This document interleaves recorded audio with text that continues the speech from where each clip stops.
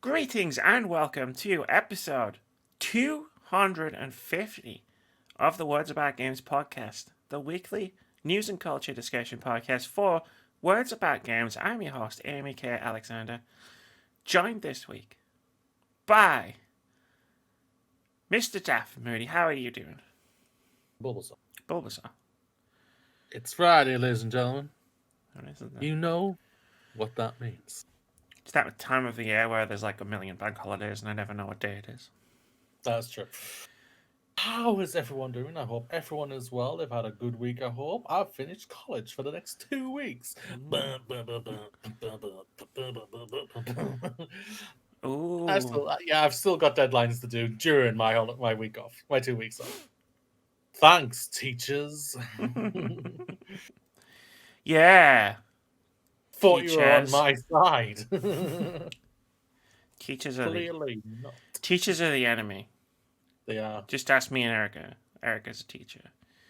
Yes, Erica is the most devious teacher you'll ever know, ladies and gentlemen. Fucking especially if you play Among Us with her. Annihilate me for weeks. But I won't lie, I should have noticed this a while ago, but she has one hell of a tell now, so it's gonna be interesting.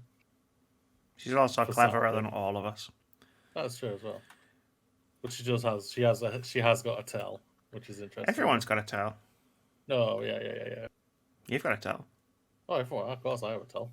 Your tell's really easy when you know what it is. I'm not going to say what it is because I don't want to give away my advantage to everybody else. Yep. Your tell is Ryan's dead. Hey-o. That's not the tell. Amy, I've been with you. Yeah, but Ryan's were dead. You really with me, Moody? Were you with me the entire time? I don't know if you were. We've been on the opposite side of the map, but you could have just sneaked off really quickly. And everyone's just like, yep, it's Moody. It's Moody. It's got to be Moody. It's Ryan dead. Moody's still alive. It's Moody. I mean, as the next Twitch highlights video will show, I joined one game with an express objective and completed that objective. Yes, you did. You did. In style. In true style. It was funny. It was a lot of fun. I'm glad I don't hold grudges. That was my grudge. That was me getting my grudge out and done and away. It's gone now. It's weird how like both in our Among Us streams and in the Twitch highlights videos that we've done so far this year, like the narratives that just formed, and it's just like I think we're at the season. I think we've done the season finale now because like all of the beefs have been more or less squashed. Yeah. Like everybody, there was a time when there was people who hated other people and people who were just gunning for other people, and it's done. It's good. We're all good now. Yeah. Let's see what next season has to bring. Let's see what the next 3 months. I might just start a beef with April for no reason. You heard it here first, ladies and gentlemen. Twitch and Words About Games Twitch exclusive. Mm-hmm. Coming for you, April. I now know your tell, Sneaky Pete. I know it all. Oh, you gotta remember, the person with the worst tell ever when we started playing was Phil. And he doesn't have that tell anymore, so don't count on it being around forever. That's all I'm saying. That's all I'm saying. That's true. That's all I'm saying. Anyway, this isn't an Among Us podcast, although we could totally start one of those. This is the Words About Games podcast. Every single week we sit down to talk about the news, gaming culture, industry bullshit. Strap yourselves in because this is going to be... What do you reckon? You've seen the show notes. Oh, there's a lot of bullshit. Should we... There's no doubt about it. There is some shit right there. There's no doubt about it. But I think it's funny that on the week I was off, there wasn't much shit. There wasn't any shit because you actually deleted the shit story you had on it. Well, there was the PlayStation thing, which, was shit. But after that, it was all smooth sailing. And then this week's been bad. This week has been bad, But but the PlayStation story is just something of their decision. Some of these stories are not I mean, game related. Some of these are like pain in the asses. Yeah. Well, you say that. I mean, we're going to talk about PlayStation again and much later on in the podcast. I take issue with any company that does not take game preservation seriously, as everybody who watched last week knows, and as everybody who's watching this week will most certainly find out. But let's stop talking in vagaries. This week we are discussing. That's my control. That's my controller perspective. Hold on. Not discussing that. Not yet, ladies and gentlemen. Not yet. In this week's episode, we need to talk about Activision Blizzard. We also discussed Remedy's next game, the BAFTA Games 2021 winners, and a whole hell of a lot more. Timestamps are in the description below the video on YouTube and in the description of wherever you get your audio podcast from.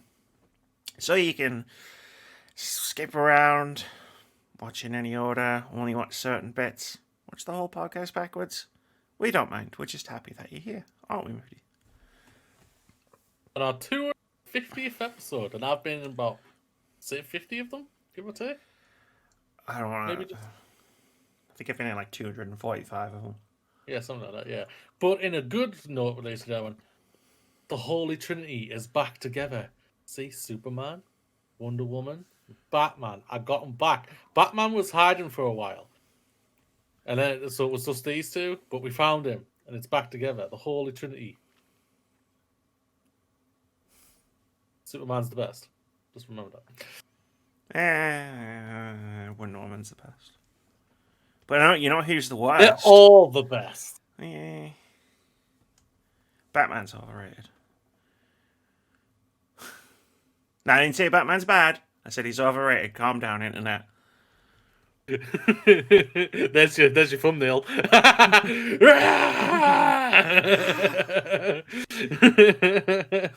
Gaming podcaster found beaten to death. By angry comic book mob. By angry Zack Snyder fans. True, yeah.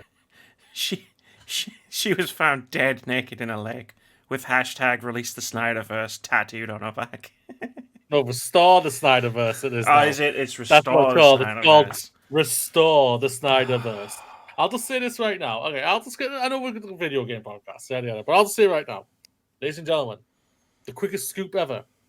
The Snyder Cut is the same movie as the original Justice League movie, just 4 hours long. And is bloated. It makes a crap movie into a meh movie. Congratulations, internet trolls. I mean, I've never watched it. The Snyder Cut, I watched the original cut. The theatrical cut. Yes. Justice League was mediocre. I've always said it. It was alright. And I don't see, making it 4 hours long and desaturating the colour palette to be an improvement. There's 30 minutes of slow motion. 30 minutes. That sounds like a Zack Snyder movie. But anyway, let's talk about... 4 hour movie feel like an 8 hour movie. I saw that April Fool's joke. Let's talk about Activision Blizzard, Moody, because I feel like it's time we just had a discussion about them. Activision Blizzard really made the decision by doing a lot of things. All of them, well, typical for Activision Blizzard. Pretty much, yeah. Activision Blizzard appoints former Trump official as its chief administrative officer. This is from Natalie Clayton over at PC Gamer, who writes, Activision Blizzard has hired another Republican alum to its leadership team with the appointment of Trump administration member Brian Bulatao. Brian Bulatao as Chief Administration Officer. Earlier this week, the publisher announced the promotion of Armin Zerza as Chief Financial Officer via Business Wire. But Bulatao, who joins Activision following a previous role under US Secretary of State Mike Pompeo, comes around with notably less fanfare. His hiring revealed via company-wide internal emails acquired by Kotaku. Quote, Brian is a rare talent and the perfect fit for Activision Blizzard. His unparalleled combination of business, military, and government experience makes him ideally suited to accelerate our organizational transformation and deliver on great opportunities for future growth. Activision CEO Bobby Kotick, worst man in the universe, wrote in the email. Oh wow, how did I just slip that into the sentence? Oops. Blizzard's hiring comes mere weeks after Activision appointed Francis F. Townsend, a Bush-era counterterrorism advisor who notoriously defended the CIA's use of torture, as its chief compliance officer. Bullatow himself has been described as a bully and Mike Pompeo's attack dog by a Business Insider report into his management of the State Department. Kotick's email reportedly makes note of Bulletow's role in, quote, leading the State Department's talent, diversity, and inclusion efforts, despite the Trump administration freezing said efforts with an executive order last September. Bulletow's role at Activision will grant him management of corporate social responsibility activities across the company, as well as the publisher's Call of Duty Endowment charity for veterans. In a statement to PC Gamer, an Activision spokesperson said of the hiring, quote, Brian's unparalleled success in the business world and distinguished career as an infantry captain in the US Army make him an excellent addition to our leadership team to lead our organization toward future growth. We believe in honoring the legacy and extraordinary sacrifices of veterans, and we recognize and appreciate the expertise and rigor they bring to everything they do. End quote. How does this military experience, a government experience, sell video games, mate? You sell video games, mate. Yeah, how does that sell? How does that experience sell video games? It's because he has military background. He can go to developers and say, "No, this is not realistic enough. You have to, when the bullet penetrates a certain part of the anatomy, it has to go BAM!" type of thing." And I'm just like, dude, I don't know. This is absolutely bonkers in just. Sounds like the hot just fuzz the job. trope in itself, but because it's an ex-Trump official, it just makes it even more funnier. It's because Bobby Kotick gave money to Donald Trump, which we found out about last year. So it's the old jobs for the boys. Yeah, I like the whole thing is both him and Francis F. Townsend, who was in favor of torture. Yeah, I was about to say, yeah. And he's a bully. No, that's the other. Well, I mean, I imagine they're both bullies. To be fair. But I won't lie, we have a bully as our home secretary as well, so what the hell? Yeah, we shouldn't be being... no one should emulate the United Kingdom. No one. Not countries, not companies. Don't do it. This country's a trash fire. But the thing is, America is just founded from us, so they're just following us. Yeah, exactly. There was a whole civil war, guys. You had a revolution to cast off the shackles of the monarchy and the redcoats. And you kept all of them. Do better. Do better than we do. Prove that was a good idea. Well. My fucking word. It's hard to know where to start. It's like... I mean, yeah, your point was valid. Okay, this is the easy way. A douchebag promotes another douchebag, so another douchebag can take that other douchebag who they promoted to take that position. In a douchebag promoted a douchebag. In a douchebag company that's full of doing douchebag things, because I won't forget, we're 2 weeks removed from the announcement that Activision Blizzard, a company that has made record revenues in 2020, fired a bunch of people. Yeah, fired 190 people. Yeah. During a pandemic. And a recession. When they didn't have to, because they make a fucking shitload of money. Ridiculous amount of money. And then give the CEO a nice chunky check called $200 million. My God. $200 million. I have no problem with CEOs. Some of the best people who I inspire, who have inspired me, like Bob Iger from Disney and everything like that. He was an amazing CEO. And he helped push that company to amazing heights, doing it, to what I could tell, the right way. This guy is just... He's a douche. And I'm being very kind with my words here. He's a fucking prick. But Exactly. yeah, he's a complete douchebag, and no, for me, there's not much to say on this. No, I mean, like no, I disagree about CEOs of big companies purely because it's the big companies that are literally destroying our planet. We just had the hottest day in March on record. In 2 days, it's gonna fucking snow. It's April. What is That's happening? weird. The planet is dying. And it's not there's nothing I can do about it, and there's nothing Moody can do about it. Big corporations need to stop destroying our planet for money. They're gonna be able to spend money when the whole planet's on fire and or underwater, and we're all dead. But if anyway. we all become Aquaman or Aqua people, I don't want to be aqua people. I've got thalassophobia, Moody. If the fucking world was to drown, like if Waterworld became a thing, I would be in constant terror. I forgot about that god awful movie. Yeah, it was terrible. But anyway, you can't hire someone from the Trump administration team or anywhere in the Trump administration to be in charge of diversity in any way. That's not how this works. Trump was a dick. Like, he fucking hated everybody who wasn't an old white dude or a vagina he could grab. And it's just not possible. No. Activision, fucking get in the river, in the sea, which will be easy because it's rising really quickly. And we're all going to die. And it's partially your fault.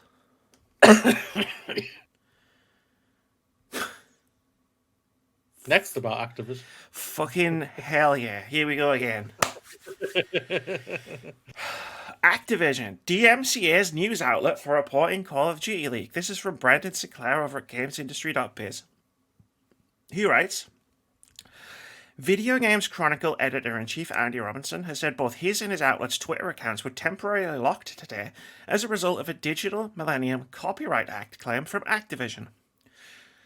Last night, Video Games Chronicle posted a story about a new map for Call of Duty Warzone that includes links to the origin of the leak and embedded videos showing the map in question. The story remains up, although one of the embedded videos hosted on YouTube is marked as, quote, no longer available due to a copyright claim by Activision Publishing Inc., end quote. Quote, here comes Activision removing all legitimate coverage of their leaks from Twitter, Robinson posted after unlocking his account, noting that he has never received DMCA claims from any other publisher. Robinson said VGC's Twitter also had a DMCA claim from Activision last August after it tweeted a link to a story with Call of Duty Black Ops leaks after the leaked information had already been officially announced. Last year, Activision also invoked the DMCA in getting a judge to order Reddit to produce identifying information about a user who posted a screenshot of Warzone before its official announcement. YouTube and Twitter just allow them to do whatever the hell they want and everything. Oh, God, yeah. Yeah, and it's just, it is a lot of bollocks and a lot of shit. We all know. I'll say this right now. I can't wait to see Jim Sterling's video next week, ladies and gentlemen, because I think they are going to give you one heck of a video. And I can probably tell you the title right now. Jim, you can't take this from me. I don't mind. Fuck Activision or something like that. Yeah, right. I can literally see that going to be the title, but it'll be brilliant. This is just it's crap. It's bollocks. We all know how easy companies can completely obliterate channels on YouTube alone by literally copyrighting them when they have no evidence or proof that there's anything been bad, that any copyright infringement has happened or anything like that. They've just done it because, they're talking about us in a mean way, or they're talking about us. They've leaked something that we didn't want leaked or something like that, but we're going to shut them down and everything like that. That's just how it is, sadly. It's a pain in the ass, and it doesn't help that YouTube and Twitter and all social media, so basically I would throw even all of them under the bus here, would allow this. And that's the shit thing about it. Andy Robinson didn't do anything wrong. We know he didn't do anything wrong, even though he's now apparently spoken to Activision and he's satisfied with the outcome and everything. Basically, his outcome is they've allowed his channel and the Twitter channels to be reinstated, blah, blah, blah. They've released the DMCA, which they have to. Yeah, they have to. They were going to eventually, but yeah, they obviously, he's got it done early, yeah, which is fantastic. But the issue Go on. No. Sorry, I didn't realize. Good, keep going. No, I was just going to say this is a worrying thing if bigger just as Bigger Activision is company? Activision is arguably the biggest one out there. There's no doubt about it. But other bigger companies decide to start doing it. Anyone can do it. Any big Yeah. company can do anything like this. Like, Yeah. But you because don't the hear system- about this. If there's been other stories, correct me straight away. I won't deny that. I don't know if there has been, but yeah, I have never heard anything like this before. And if this has already happened once, this can be becoming the norm, which is already scary because it's already the norm on YouTube. But if it's going to become the norm on Twitter, on the social medias, just because they're a big powerful company and scare the other big powerful company or ask the big powerful company to say, "Yo, shut these bastards down," that's the scary thing about it. Well, the thing is, to be able to comply with the DMCA rule properly under fair use, or in this case, like under news, because it's a news report. It's not like, you know what I mean. It's not like Andy Robinson. Like, even what? How would you violate the DMCA by reporting on a new Call of Duty map? I suppose you'd have to steal it, play it, show it.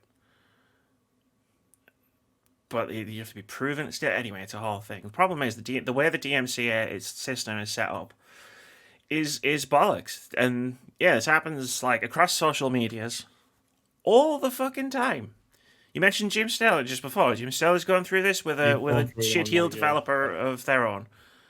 I rephrased that. I said he there. I apologize that they are going through a really shit time right now. I know that. Yeah. Like, they warned the developer not to go after... Because, let's be real, anyone who is around for the digital homicide days knows Jim Sterling is not a person to be fucked with. And Jim Sterling warned them not to do it. And then they did it again. And now I'm pretty sure, like, I'm going to hazard a guess and say that lawyers are involved.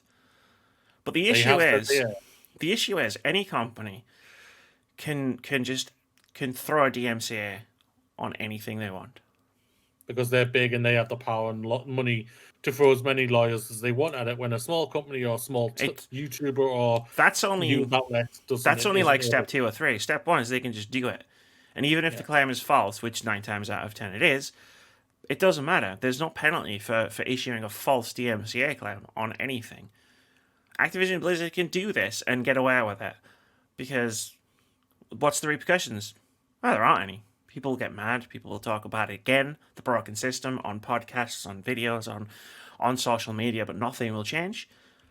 So what's the risk? There isn't a risk. The risk is if they get taken to court, they'll get fined, sued, whatever, because, it was a fraudulent DMCA takedown, which is perjury. But they'll never get that far because they don't need to let it get that far. Yeah. For a multitude of reasons. And once again, it's just another system that is horrifically broken. Mm-hmm. There are companies out there willing to exploit broken systems, and Activision Blizzard is one of them. That's why everybody living in the United States of America pays them to make video games. Because they don't pay any taxes, they get a tax refund. Any of our American viewers or listeners out there will be happy to know that they paid in part for the development of Call of Duty Warzone. And the next one is in the next Call of Duty is apparently back to World War II. Who cares? I'm gonna end this one. I'm gonna end this bit with a whopper. Next, unfortunately, it's not the end of it. Activision. Where there is 2, there's always a third one. Activision releases online-only PC game without online content, cracked in one day. This is from Sam Matchkovich. Sorry, Sam. From Ars Technica, he writes, 2020's Crash Bandicoot 4 It's About Time received a soft relaunch on Friday that revolved around next-gen console patches, a downgraded port for Nintendo Switch, and a debut on Windows PC. The latter case, debuting exclusively on Activision Blizzard's Battle.net app, saw the publisher take an unusual step, requiring an online connection to launch the game. While this isn't the first offline Battle.net game to be saddled with online-only DRM, those honours go to February's Blizzard Arcade Collection. Are you kidding me? I did not know that.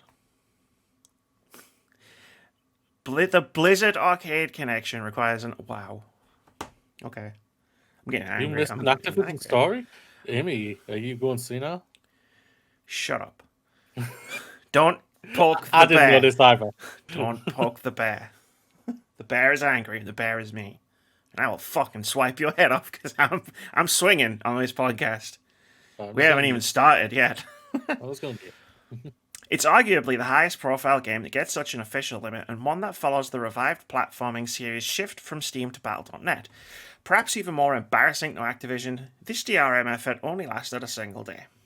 By midday Saturday, one day after the game's Battle.net launch, cracking group Empress claimed first dibs on stripping Crash 4's PC version of its online check-in system. Their crack replaces one file in an otherwise vanilla install, and the group's release notes don't clarify what the crack does other than describing the game's defeated DRM as, quote, Battle.net plus online only. We thus believe this isn't a case of someone defeating de novo, even though a joke in Empress's release notes mocks the much maligned DRM provider. As of press time, Crash 4 has zero online content in spite of a couch co-op mod designed to let a parent and child take turns with the single-player campaign and a simple 4-player versus mode dubbed Bandicoot Battle.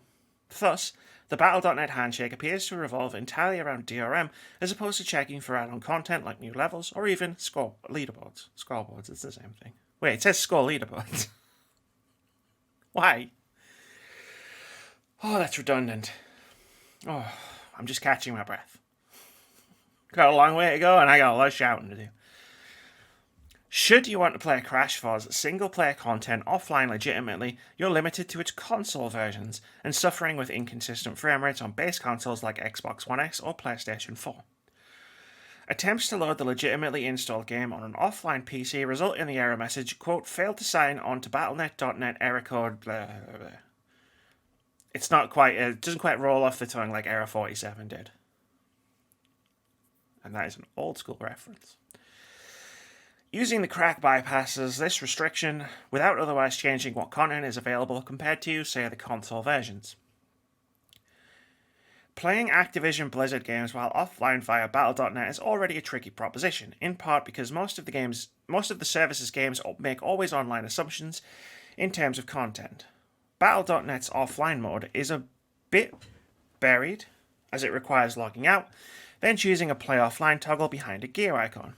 After this step, however, most games react confusedly, perhaps because Battle.net's offline mode doesn't save an encrypted token on your machine to verify that you've recently confirmed your purchases, feature found in offline modes for the likes of Nintendo Switch and Steam. This may be why StarCraft 1 and Warcraft 3 require their own in-app logins before you can actually pull your Ethernet cable and play their single-player modes offline with all of your purchases and content. Sadly, the offline content in Battle.net games like StarCraft 2 and Diablo 3 is completely inaccessible without an online connection and credential confirmation. You can go first. It's warm in here. It's not a joke, it's actually fucking boiling in here. I have my window open, so I'm okay. I don't want the neighbours to hear me screaming. Well, I'm afraid to say anything, so I'm just going to defer to you. Why are you afraid to say anything? No, I think this is a complete load of bollocks, and I think this is terrible and everything. But I actually prefer just to hear from you. So you just want to see me go red in the face and just pass out, don't you? It's just the like floor and another thing. The floor is Amy Kate Alexander's, ladies and gentlemen. Another thing, Kotick. What the fuck is this nonsense? Like, it's bad enough that we already have to have fucking online-only games. Alright, cool, you've got your multiplayer games, that's fine. They require an online-only component because, it'd be hard to play Apex with Moody without an internet connection. Possible, one might say. Like, for Crash Bandicoot 4, a game which has multiplayer but doesn't have online multiplayer, to require an online sign-in, at all times to be able to play. To require StarCraft 2 to have an online... To require the Blizzard Arcade Collection, which is like fucking Lost Vikings and shit. That was like, Windows 3.1 era fucking gaming, man. Nobody had the internet back then. Like, DRM is bollocks. It's bollocks. Activision Blizzard is bollocks. Bobby Kotick is bollocks too, by the way. Just gonna throw that in there again. So all the other people that we mentioned earlier, they're bollocks. Activision Blizzard. That's it. I think I can say this for everybody. Cheers. It says cheers on Go. the glass. I wasn't going to say cheers. I was going to say go fuck yourselves. Oh no, I'm saying cheers to you. Cheers. Oh. Cheers. Cheers. I love the fact that it was cracked in one day. That's hilarious to me, but that's funny. Yeah, I won't lie. There's no doubt about that. It's Activision being Activision. What can we say here? It's just like there's going to be a day. No, I'll retract that straight away. As long as this guy, Bobby, what his name is, Dick Ward, Kotick, Bobby Kotick, is it? Bobby Kotick. Bobby Dick Ward is CEO of Activision Blizzard. Activision Blizzard will not do anything except to put money in their pockets. We know this, ladies and gentlemen. What more can we say now? I can say something. You want me to say something? You go for it. Do you remember? And nobody knows this except you, or nobody knew this except you, because in a few minutes I'm going to tell everybody. Do you remember what we were talking about at the beginning of the year when I finished that Bloodborne retrospective? And I was like, I've got an idea for a crazy, stupid, hugely overambitious video series. Yes. Do you remember what that video series was going to be about? Yes. I'm not doing it.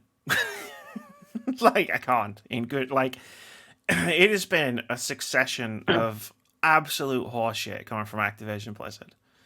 Yeah. And I'll be honest, in the climate of laying people off again, despite having a record financial year, and giving their CEO $200 million unearned dollars, hiring people who think torture is great, hiring bullies who used to work for Donald Trump in a role which includes to lead diversity and inclusion, corporate social responsibility. Like, Activision knows what corporate social responsibility is. The thing is about it, they think that they've been diverse because the guy who has took that position is a person of color. He's a mixed race man, at least. I've seen a picture of him. That's why they'll probably think we're being diverse. In the face of all of that, plus them DMCAing news outlets' Twitter accounts for doing the news, just not in the way that they liked it. In the face of all of this online DRM bullshit, where you can't even play the fucking games that you have bought because you need to be fucking online to play the games that don't require online. In the face of all of that, I don't really want to release a series of videos diving into the history of Call of Duty. I was really excited for that a few months ago. Oh, it only took 3 months. It was going to be fun. I already played the first 2. There's a character in the first game called Sergeant Moody. He's great. I was really dreading having to be like, Moody's my favorite character, because you were going to lord it over me, I'm sure, for months or years. I just look at all the notes I've got for COD, and I look at COD 3, which is around here somewhere. I had to buy a physical copy on Xbox 360 because for some reason it's not available to buy online at all. I had to track down a physical copy of it on Xbox 360 because PlayStation doesn't do backwards compatibility. And I was like, and I just look at all of it, and I just go, I don't want to. I just don't want to. Maybe this year will even be the first year I don't play a Call of Duty game, a new Call of Duty game, since Advanced Warfare. Well, I never played the last 2, so I'm But since they're usually, what's the word I'm looking for here? The diplomatic term. What the shite ass. I might do it anyway, just because I can sit there and go, this game's bollocks. Nah, rise above it. Just do it anyway. I said rise above it. I'll get DMCA probably. So you just what? You just want that on it?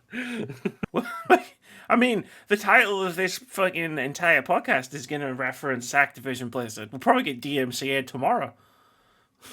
Sweet.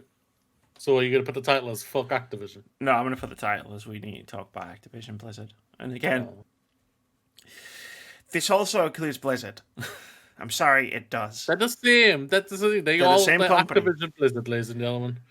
He's yeah. CEO of both of them. He's CEO of everything. So yeah, bugger off. It's Activision Blizzard. People need to stop separating them because they aren't separate. Everybody keeps breathlessly talking about Overwatch 2 and Diablo 4. I'm just like, it's going to be somehow, somewhere, it's going to be bullshit. But Blizzard gets a pass, where Activision doesn't. Yeah, there's going to be some bollocks with it. Yeah, there's no doubt. I mean, like, I was hugely into Overwatch. Yeah. And then I stopped playing. Mm-hmm. Because I got bored of it. They kept changing the balance to sort the meta out in the competitive scene, and it was ruining the low level scene. It was the whole thing.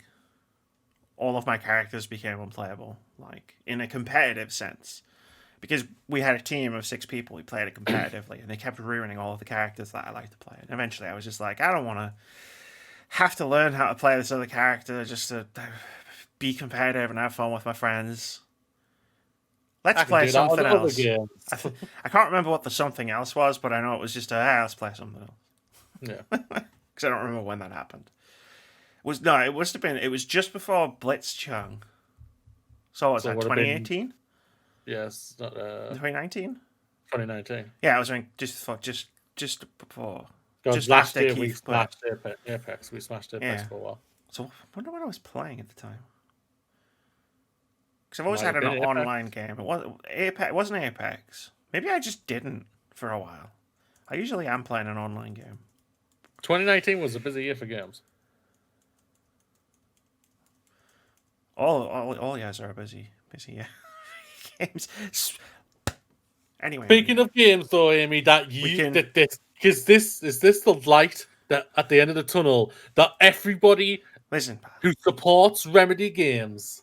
Is it happening? Amy, I said on the weekly review, I don't know if it was the weekly review, it might have just been a podcast. I said it sometime last year to you, after playing Control's second DLC, the next Remedy game will be Alan Wake 2. Because it has to be. Because of the way the DLC goes. And I'm getting ahead of myself. Remedy is reportedly making Alan Wake 2 with Epic Games. This is from Tom Ivan over at Video Games Chronicle, writing a new story that isn't going to get DMCA'd by Activision Blizzard. Remedy is reportedly going to develop Alan Wake 2 with the sequel set to be published by Epic Games. That's according to GamesBeat reporter Jeff Grubb, who made the claim during a Twitch stream on Wednesday. Quote, I've heard that Remedy is going to be making Alan Wake 2 with Epic. It should kind of be the follow-up that fans of the series want. There was a bidding war, but Epic had the best publishing deal, and so Alan Wake 2, it seems like it's coming. I don't know exactly when they'll announce, but this is what I've heard, and I figured that you guys could hear it here first, end quote. Alan Wake is an action-adventure game released for Xbox 360 and PC in 2010. It follows a best-selling thriller novelist as he tries to uncover the mystery behind his wife's disappearance, all while experiencing events from his latest book which he cannot remember writing. Remedy acquired the Alan Wake publishing rights from original publisher Microsoft in July 2019, having already owned the IP rights. Alright, number 1. I'm going to clear the decks before I talk about this story. Number 1, Jeff Grubb, could you not have waited like 2 weeks to share this? Because I have a whole chapter of my Control retrospective video about putting the pieces together about why Alan Wake 2 is happening and about, the future of the Remedy connected universe, and you just blew my spot up. You just blew my entire spot up with this. Well, you know what to add in now, don't you? So. Now I gotta do some rewrites. Yeah. Not cool, Jeff Grubb. Not cool. But anyway. This is awesome. If it is true. It's true. It's true. It's damn true. My words. This is happening. I can't spoil. I'm not going to spoil Control or the Control DLC on a podcast because that wouldn't be cool. But trust me, this is happening. This is true. This is real. Alan Wake 2 is about as much of a secret as Fable was before Microsoft announced it last year. And I am really looking forward to it because Alan Wake is a very underrated game that is amazing. Gameplay, I mean, I haven't just played it recently. It captures some footage. The gameplay might not hold up quite as well, but it's a third-person game from 2010. Yeah. There are third-person games from 2018 that don't hold up all that well. Red Dead Redemption. So, you know, a game from all that long ago, like, it's fair. It's fair. But guess what? Control is amazing for its gameplay mechanics. So all they need to do is do that in Alan Wake. And we're golden. I'm incredibly excited. I'm so excited. Like, I'm trying to be calm and cool about this all. But, like, Alan Wake 2 is, like, my Dino Crisis remake for you. Like, something that you would be super excited to see. Great.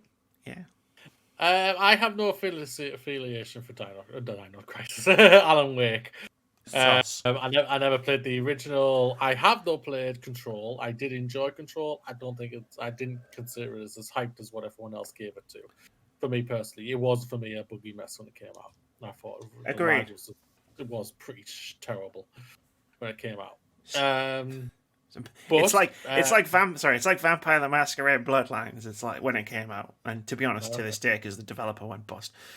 Like, very buggy, amazing game, but you have to live with some stuff. Control when it came out, amazing game, but you had to live with some stuff. Yeah. Witcher 3, amazing game, but you had to live with some bugs and everything like that. You don't have to do that anymore with Control, though, because they fixed it. Yeah, I've heard. Yeah, you have said they have fixed it. So I have no affiliation with this whatsoever, but I do have affiliation with you, Amy, who you are always, I say within, like, I think I would say like every 3 months, and I think I'm being generous with that time scale, that Alan Wake always comes up in a conversation in some sort of way for you, because this is a game you are very much passionate for, and there's always been rumblings and rumors that could there actually be a sequel and everything like that. And I think the rumblings came a little bit more louder, not because of the Control DLC and everything what you're talking about, obviously, because you're very adamant whatever's revealed in that DLC, you truly believe before this was revealed here that there was going to be a sequel. That like obviously when Remedy separated to go multi-platform.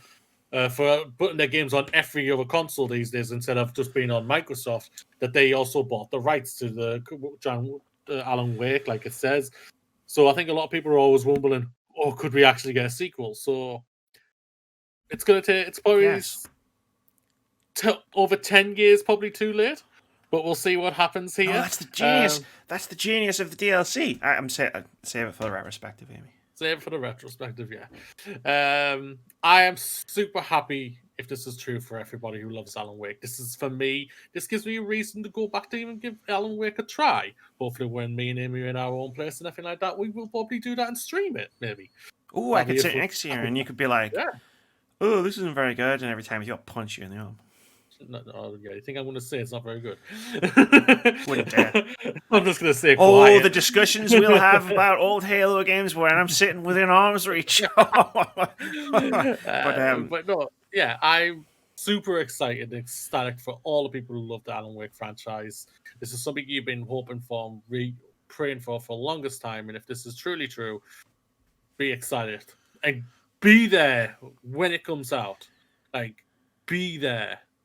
Go out and support it. Give Remedy the reason to make a sequel and not wait over 10 years to give you the goddamn thing. Even though, yes, I know there was other things because Microsoft owned it, blah, blah, Microsoft owned them. They released the game on the same day as Red Dead Redemption. It flopped initially. Like, Alan Wake was probably one of the first games in sort of like the modern-ish, because it was 11 years ago, era that like had the long tail. Like, nowadays, a lot of big publishers aren't as focused on launch day sales like they used to be back in 2010. So, like, if Alan Wake had been released by Microsoft when Control, instead of, let's say they released it in 2019, and it had the sales level of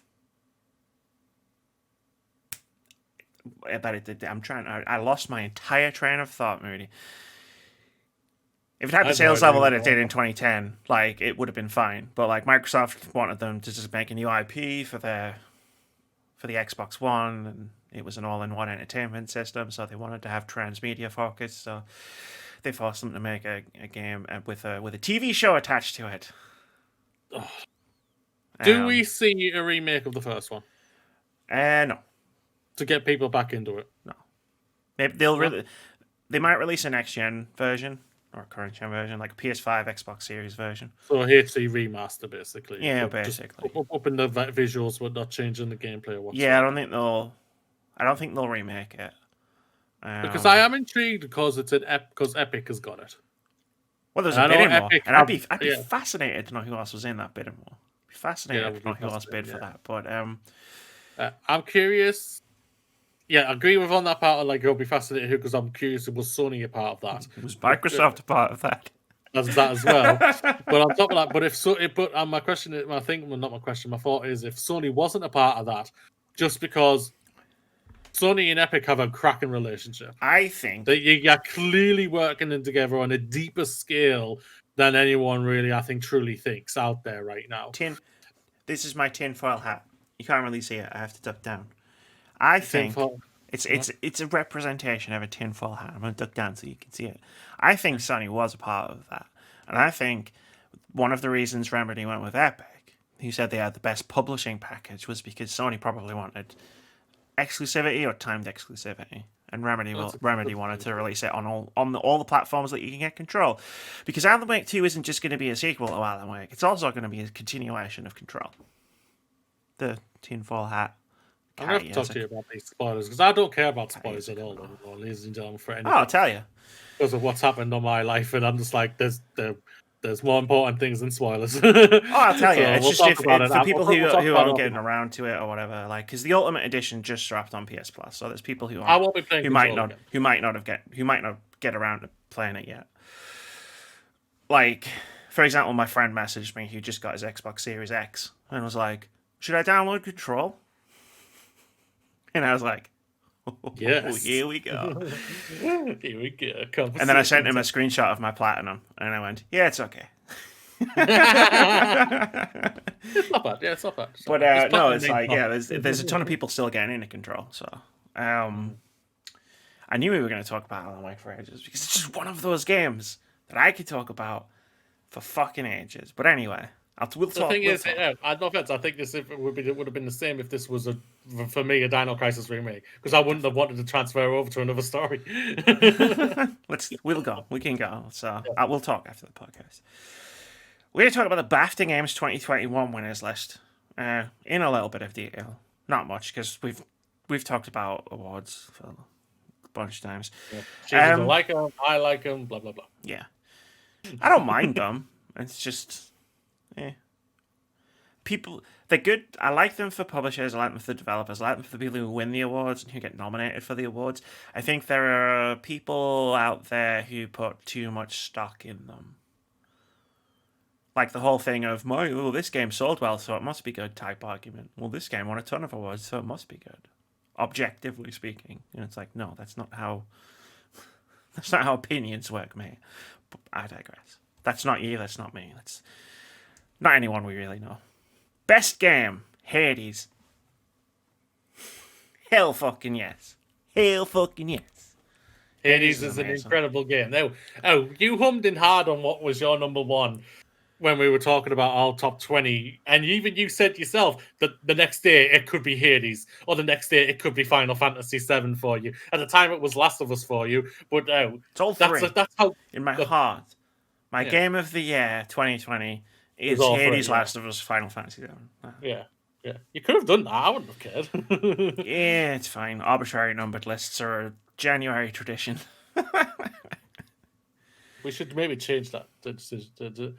Should we just do it like alphabetical order type thing. I just go backwards and forwards. Here's our games of the year. 20 games of the year. Yeah, we could do that. Yeah. Who needs numbers? We say that. We're just going to do a numbered list by the time we get to January. Yeah, we'll forget about this because it's April. Best British game. Sackboy: A Big Adventure. It was cool. I enjoyed what I played of it. Being a PS5 game. It was a PS4 game as well. Or was it just PS5? No, I think it was a PlayStation 4. Yeah. Alright, cool. Well, I played it on a PS5 because, I have a PS5, so get nerds. Best animation, The Last of Us Part 2. Some great animation. Great animation. It was a sexy game. That is one hell of those facial animations. God. Did you see the new, apparently, mechanic that the people have just now realized that's in there? No. That she can kill people and grab bullets from in the air to reload into her gun. No. Yeah, apparently you can do that. Sweet. I imagine I'll be doing a retrospective on it at some point. Yeah, it's just been revealed, yeah. First 20 minutes of that retrospective will be listen, losers. Last of Us Part 2 is good, actually. Artistic achievement, Hades. Beautiful game. Yeah. Beautiful game. Yeah. Can't Artistic wise is sexy as hell. Audio achievement, Ghost of Tsushima. I can't comment on that because I never played it. I have no going opinion. off what I saw, going off from the gameplay, what they revealed and everything like that, does sound like it's got some beautiful audio. But like I say, I barely remember the game. Like I remember the beauty of the world, and I remember how cool it was. Like they'd taken a lot of visual inspiration from Kurosawa films, which was cool because I like Kurosawa films. I watched a bunch when I was in university. But like for me, like, and I've said this before. Like, for me, personally, in my personal opinion, see, that's how opinions work, nerds.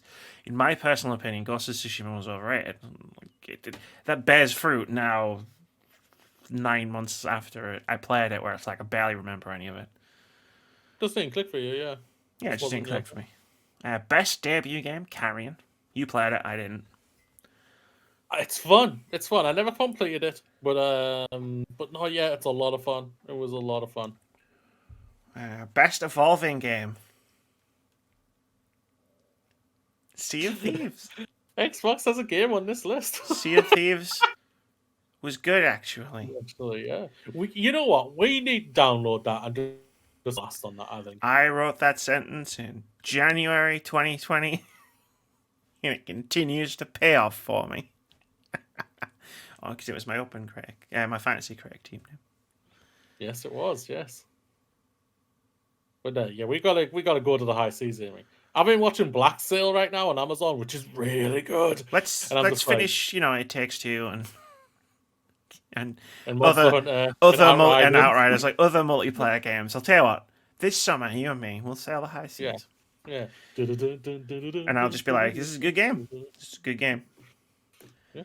And weirdly, it doesn't kick off my thalassophobia, despite the fact that you're on a boat in the ocean. Yeah. It's weird that. I mean, I'm not going deep sea diving in the game, but like it's weird.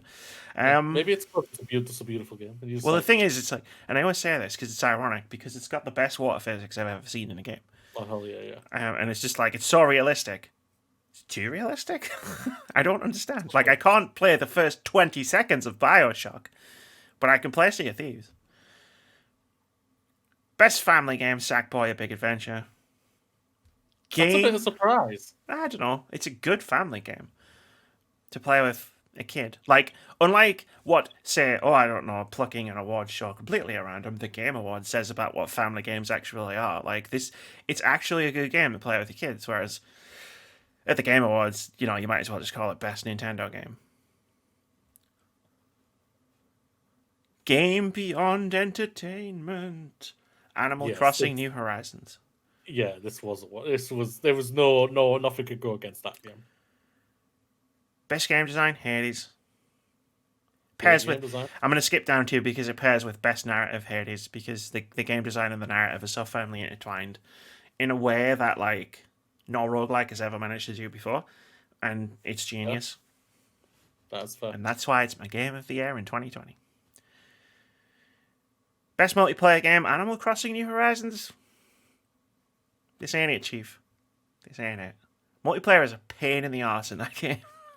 It's great once you've landed on someone's island and you can run around and have a look at their island. It's great. Yeah. But that's all there is to do. You can go on people's shops and buy stuff, steal all of their fruits, and take them back to your island. Like, there were better multiplayer games.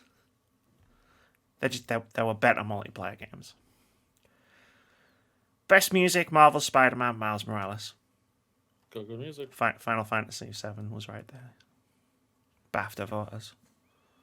Final Fantasy VII was right there. Last of Us Part 2 was right there. Well.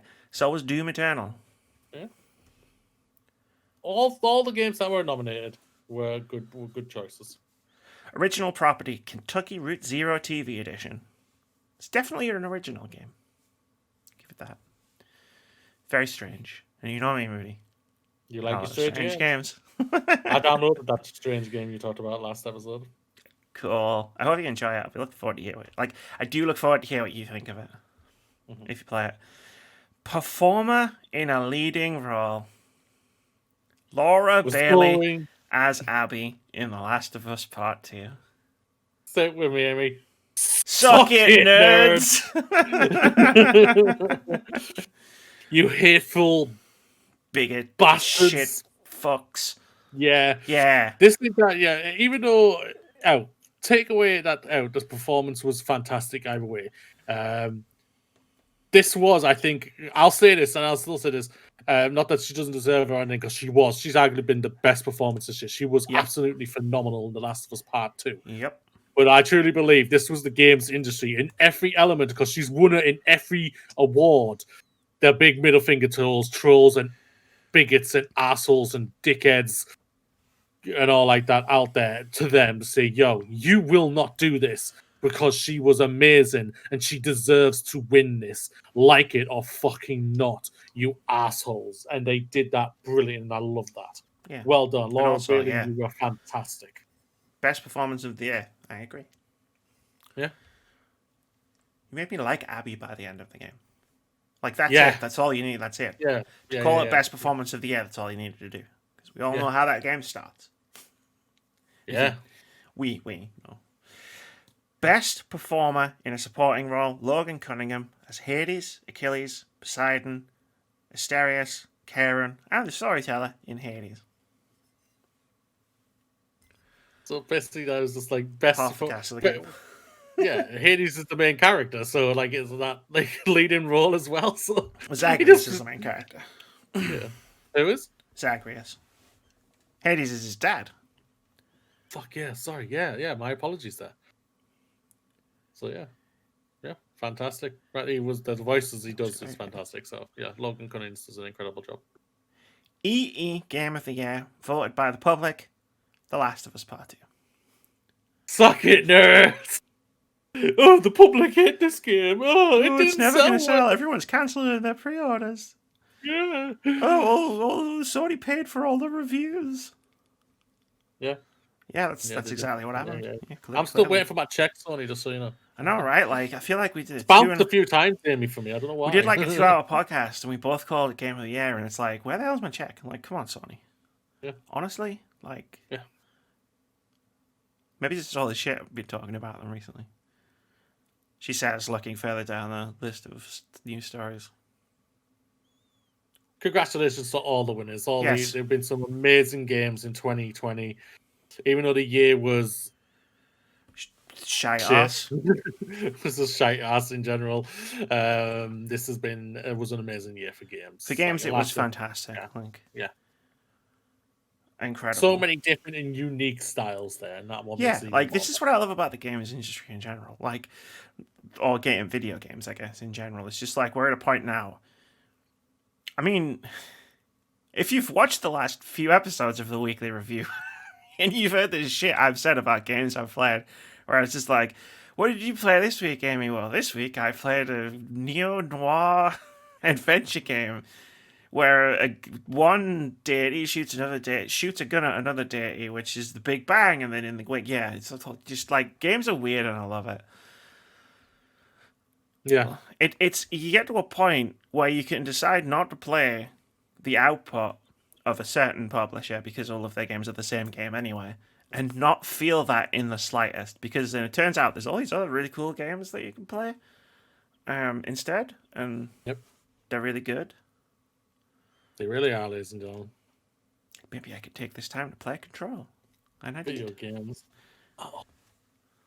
Video games are awesome. Like, I'm gonna stream this soon because the final cut's out now. It's got voice acting, so it means I can stream it and not have to read all the text. Sweet. And lose my voice after 30 minutes because it's a lot of text. But yeah, video games are awesome. Suck it, nerds. Last of Us Part 2 was good, actually. What's not good, actually, is this report from VGC. E3's 2021 digital event could be partially behind a paywall. I'm doing the stand now to get it out of the way.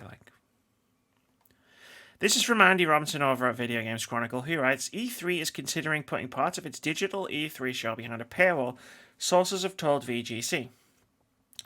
As we reported in February, organizer the Entertainment Software Association is pushing forward with plans for a digital E3 event this summer and is attempting to court the support of game publishers.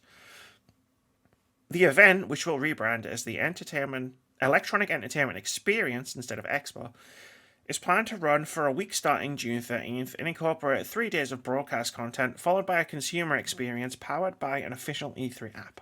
Quote, E3 has always served as the game industry's uniting force. A moment, except last year, I guess. A moment each year where the best and brightest gather to release the latest announcements and game demos in support of not only their individual objectives, but to evangelize the entire industry. End quote. Again, apparently not last year, I guess. Almost like we don't need it. Quote, in 2021, E3 is much more. Welcome to the Electronic Entertainment Experience. This is from a pitch document, by the way. Experience is capitalized. International, inclusive, innovative, irresistible. I swear I'm not making this up. And in your hands, wherever you live. Oh, Moody, you sent me this link to this thing at 20 minutes before we started, so I just copy-pasted it and I didn't read it. And I'm glad I didn't, because you are getting my authentic reactions. E3 2021 is not an in-person event turned virtual, the pitch adds. E3 2021 is a vanguard and culturally significant digital tentpole for all corners of the industry and its consumers, from mobile and PC gaming to esports to watershed console and AAA debuts, all of which will generate massive mainstream attention, offer unprecedented secure game demos while accelerating your B2B, B2M, and B2C objectives. B2B, B2B, B2M, B2C? What the hell's that? B2B is business to business. B2C must be business to consumer. I don't know what B2M is. B2 money? Business to marketing. Yeah. Okay. Media, business to media. That's what E3 is for. That's what E3 was originally supposed to be. Anyway, that's the end of the pitch. The ESA's intentions for the 2021 show is to hold multiple keynote sessions from games partners, broadcast from an LED-clad live stage built in Los Angeles, as well as an award show preview night and the ability for companies to schedule meetings with media and business users via the app. However, the key feature of E3 2021's digital plans could be on-demand game demos streamed via the cloud. The ESA wants to partner with NVIDIA to power the demos using its GeForce Now platform, VGC understands, and allow E3 exhibitors to make their playable experiences available either to the general public or privately to press and business people via its app. VGC has requested comment from NVIDIA. Plans sent to publishers suggest the E3 app will include virtual booths containing content announced during the show, as well as merchandise stores and demos. But it's not an expo turned into a live event. Even though that's exactly what an expo is. According to our sources, the ESA has discussed bundling some parts of its consumer offering as part of a paid access pass, which could be for the on-demand game demos or a premium package with extra access. However, at least one major games company VGC spoke to expressed criticism of the paywall plans and suggested that the ESA had indicated it was willing to back down on the proposal.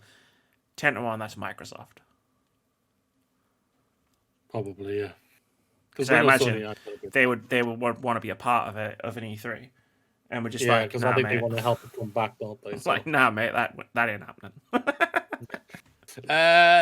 So yes, I can appreciate this is going to. A lot of people will be not happy about this, but I'm also not surprised if the ESA are thinking about this. Well, the proves they are thinking about this to do a bundle to pay the to make you to pay out money for it and everything. I'm not surprised one bit by that, because at the end of the day, this is a lot of money that they lost last year and everything like that. Obviously, the pandemic, no one foresaw how the pandemic was going to go and everything, and they lost a lot of money for it. We criticized them like crazy, and I've agreed with all the criticism that we've talked about it. I don't deny it was their own fault. Yeah, I agree with that on that part and element. But they've also got people who need to be paid and everything like that. So I kind of see why they want to do this. Do I agree with it? No, I do not, because it was free for everybody who was wanting to watch digitally. For the hundreds of thousands of people when E3 was just a normal show. Before that and everything. At the end of the day, it should stay like that and everything. At the end of the day, we just had a summer gaming event in 2020, which I didn't have to pay for. Yeah. So I think E3 is going to be very surprised, or the ESA will be very surprised if they go ahead with these plans. They're not going to make as much money as they think they are. Because if someone who makes YouTube content about video games, including podcasts, who makes an event out of E3 with the podcasts that we do and the stuff that we do on Twitch, will not pay to access part of E3. Like, if I won't pay for that, there's got to be a lot of people out there who won't pay for that. Especially depending on how much they charge, right? Because, like, I do agree with you. You look at, like, because you think, oh, maybe it won't be that expensive. Go and look at the prices of how much it costs to buy a ticket for E3 2019. It's a lot of money. It's a lot of money. I think they're just trying to see if they can get enough publishers on board to make it work, and I don't think they'll be able to. I'd be surprised if this happens. If one of them is, if the one of the company who we all believe is going to be Microsoft, is saying, no. Well, this is the thing, right? They'll all back down, I think. So. You got to think, Activision Blizzard, the greediest, worst video game company in the industry. Agreed. It doesn't really have anything to do with E3, right? Like, nothing. So, like, they're out. Like, they might vote yay, but, like, no one's gonna... Like they're not an influential part of E3. You got to think about the companies that would be at E3. All of them have put on their own shows in the last 12 months for free.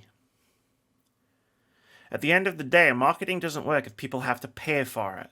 Imagine if you had to pay for the adverts you watched. Mm-hmm. You think you would do that? Would you do that?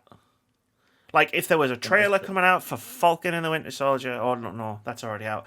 If there was a trailer coming out for Loki, would you pay to watch that trailer?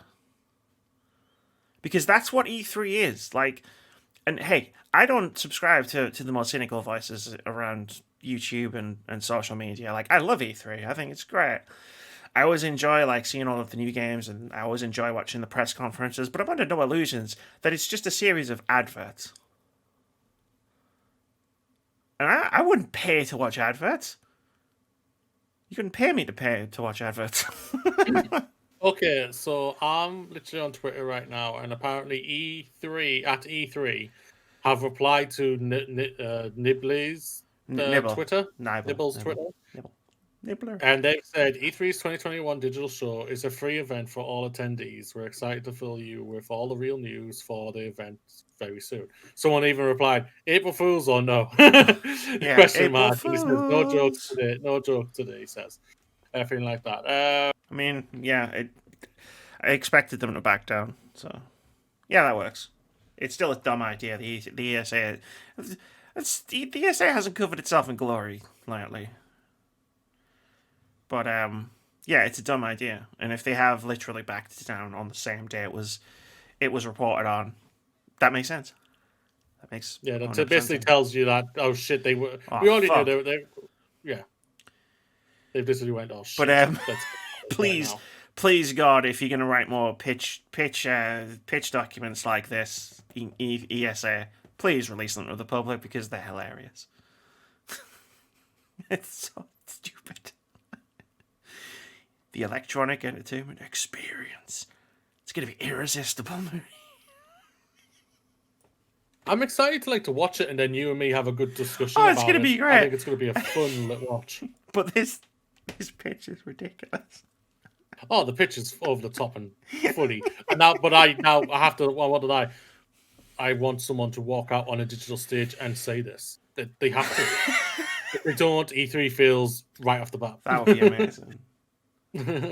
That would be amazing. Anyway, speaking of not having to pay for my adverts, Moody, Microsoft lists 22 ID at Xbox games coming to Xbox Game Pass.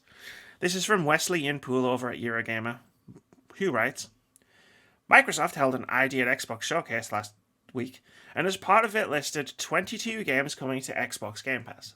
Some of the games in the list below are already out on PC, Art of Rally for example, and some we already knew were set to launch into Game Pass at launch. Narita Boy, for example, which came out a couple of days ago. I've downloaded that. I hear great things. Cool. But there are 15 additions here, including the just announced Nobody Saves the World, so it's well worth shining a light on what's coming down the content pipe. So here's the list. I will read through it all. Art of the Rally, coming to cloud and console. Astria Ascending, coming to cloud and console. Backbone, coming to cloud and console. Boyfriend Dungeon, coming to console and PC. Craftopia, coming to console and PC. Dead Static Drive, coming to console and PC. Edge of Eternity, coming to cloud and console.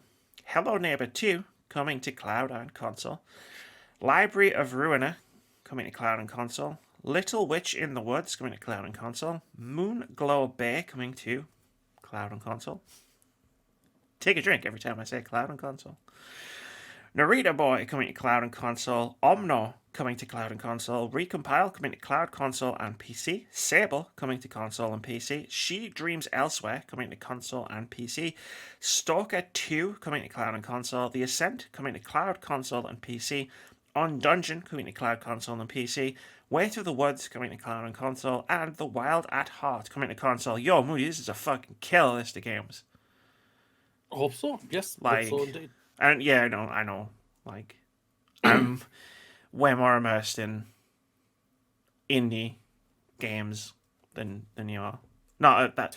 I was trying to say that in a tone that didn't sound like a brag, and it failed. I'm not trying to brag. I just do. You weren't bragging at all. Yeah, I truly agree with you. And it's something I am trying to sort out and everything. But like these games, like some of these games. Oh fuck me! Like I've been excited for Boyfriend Dungeon since we saw it. Yeah.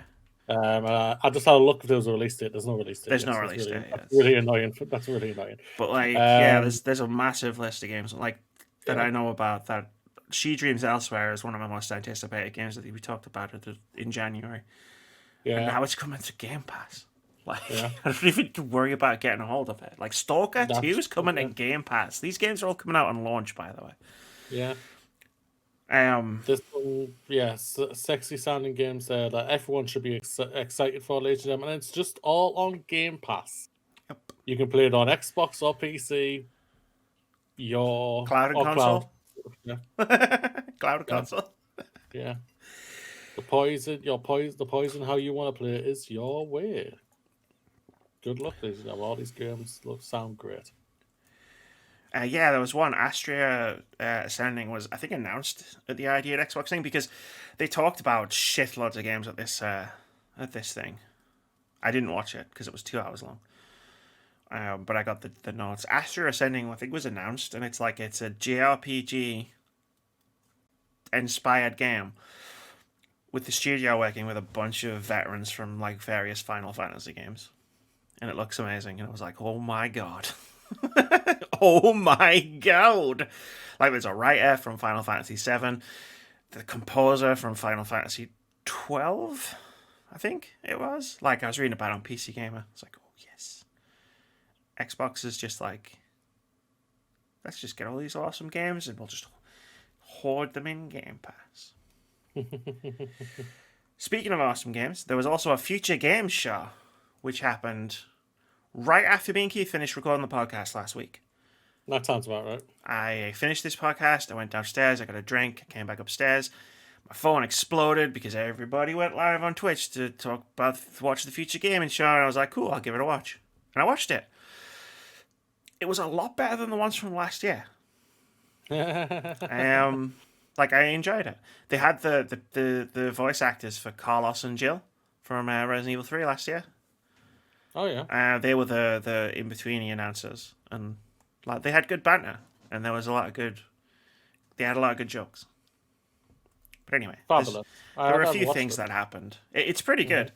There were a few things that happened that I wanted to talk about. Back for Blood was shown again, and they talked about the AI director. So like Left 4 Dead, which was the game that Turtle Rock Studios made. Before Back for Blood, we don't talk about the game they made in between. Where it's like there was an AI director in Left 4 Dead which adjusted the difficulty based on how well or how badly you were doing. So if you were doing well, you know, maybe you'd come across more special infected, maybe there'd be like less weapons. If you were doing badly, maybe the game might take it easy on you. Maybe you'd find some cool guns, some more ammo, shit like that. It was really cool and really helped with the replayability because, you know, the difficulty was dynamic. Yeah. And Back for Blood, they've taken that one step further because they've got this card system. And it sounds cool. What happens is, it's very much built like Left 4 Dead, right? There's like special zombies, special infected. They call them something that's not zombies. Like all zombie fiction. I can't remember what it was. They said it in the video. Walkers? No. Wanderers? No, that doesn't sound right. I think it begins with whatever. Anyway, at the beginning of, I don't know whether it's at the beginning of each like sort of level, like interstitial level, or at the beginning of the match, the AI director plays a bunch of cards that will modify the threats that you face. So like you'll be facing off against an ogre, which is the gigantic fucking huge behemoth zombie that you've seen in the reveal trailer crashing through the ground, or it'll be like this kind of special infected, or there'll be more zombies, or you'll take, you know, all sorts of different modifiers, and you and all the people you're playing with can also play your own cards to change your loadout, to like modify your strategies. So like again, it's the same sort of thing where it's like when you equip this kind of weapon, maybe you'll play a card that'll let you find more health packs in a particular level, do more damage, stuff like that. And that sounds cool. Well, it does. Because Left 4 Dead was an amazing game when it came out, and Left 4 Dead 2 was, and I played that game to death. No pun intended. But the thing is, I don't know, I feel like in 2021, a Left 4 Dead style game needs something else to like kick it over the edge, because if it was just four maps, you know, like the original Left 4 Dead was, and you just played them over and over again, I don't know if that would hold my attention as much, because it's a much more crowded space than it used to be. Whereas there wasn't that much to play. There wasn't as much to play in 2008, 2009. Whereas, like, now, we've just said, Outriders, Monster Hunter, It Takes Two. We're trying to juggle all of those games all at once because they're games we won't want to play. So it's like, you need something to keep the attention. And this sounds like a really good way to keep the attention and keep the replayability high. Well, that's good. Elsewhere, Game Deck is coming September 21st. It still looks awesome. We saw this at the Escapist show last year. And you've probably forgotten it, but at the time we both saw it and both went, that looks pretty sick. It's like if you look it up, we might circle back to it. Axiom Verge 2 is going to launch this spring on PC and Switch. Look forward to it. I'm pretty sure, I remember this, I'm pretty sure we said, oh, this looks great, but another Cyberpunk game. Well, no, at the time, well, Cyberpunk was on my shit list by then, but yeah, no, it seems really cool. I love CRPGs, so. But yeah, Axiom Verge is coming out this spring, so that's gonna be awesome. Axiom Verge was a great game. Yeah, we knew it wasn't coming out last year, even before the pandemic. We were like, Axiom Verge 2 is not coming out this year, Ross. Don't put it in your fantasy critic team, Ross. What are you doing, Ross? Operation Tango got a release date, June 1st. Moody, this is a me and you stream it on Twitch game. Operation Tango. Operation Tango is a cooperative stealth game where one person plays the agent in the facility, physically present, doing all of the things there, and the second person is the hacker who's not there but is on the computers, looking at the surveillance cameras, hacking doors. That's a me and you stream this on Twitch game.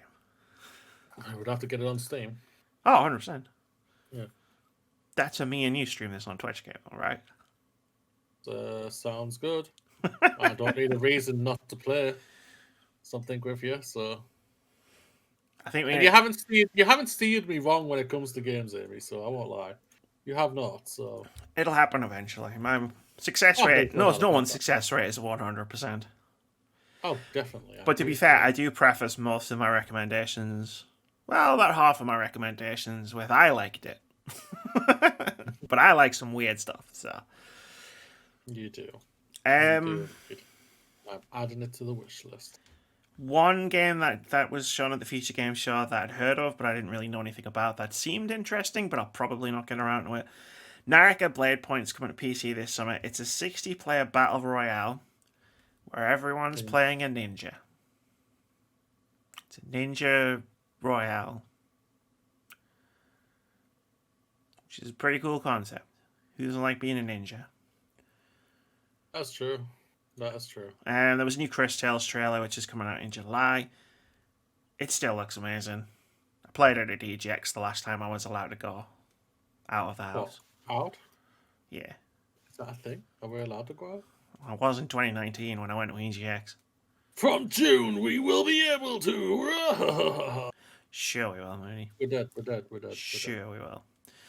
Yeah, it looks awesome. It's a JRPG-inspired turn-based RPG, but like with a lot of cool time mechanics. Speaking of time, we are pushing up against time, so I don't want to go into too much detail about it, but go check Chris Tales out. It's fun. I'm gonna skip this one, Moody. It's a really interesting story. I've linked it on Twitter, but that's a bigger discussion than we have time to have. Really not interesting. I might move it to next week, depending on how much is going on next week. But for now, let's talk about PlayStation. If you want it. Excuse me. Just gonna grab my old fingers, stretch it out a bit. Sony confirms PS3, PSP, and Vita digital stores closing for good this summer. This is from Matt Wales over at Eurogamer, who writes, following the quiet closure of an old web version of the PlayStation Store this weekend, Sony has confirmed it'll be permanently closing all PS3, Vita, and PSP digital stores this summer. Writing on the PlayStation website and corroborating an earlier report by The Gamer, Sony confirmed it would be closing the PS3 store on the 2nd of July and that all remaining PSP functionality will cease at the same time. The Vita store will close on the 27th of August. Once the stores close, it will no longer be possible to purchase digital content for PS3, Vita, and PSP, including games, in-game purchases, and videos, and Wallet Fund vouchers will no longer be redeemable on the platforms. Wallet funds can still be used to purchase PS4 and PS5 products via the web, PlayStation app, and consoles, however. Sony notes that users will still be able to re-download and play previously purchased games, video content, and claimed PlayStation Plus titles once the PSP, Vita, and PS3 stores close.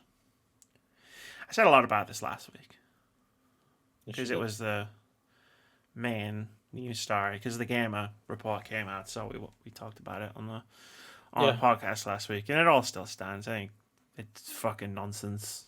There's no reason for Sony to do this. without migrating that content to